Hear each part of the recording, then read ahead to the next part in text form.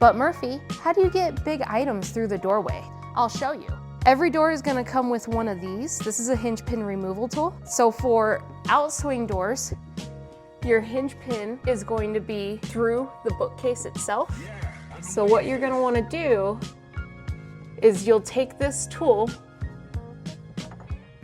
and it will connect onto the hinge pin. You'll have to turn it until it actually grabs hold of the pin, and it's gonna depress the button that's on the pin that releases the ball bearings.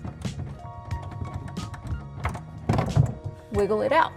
For the bottom pin, it's a fixed plate, so all you have to do is lift up on the door to remove it out of the bearing on the bottom threshold.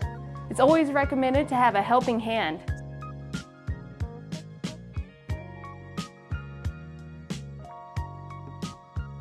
And that's how you can get big items through the door.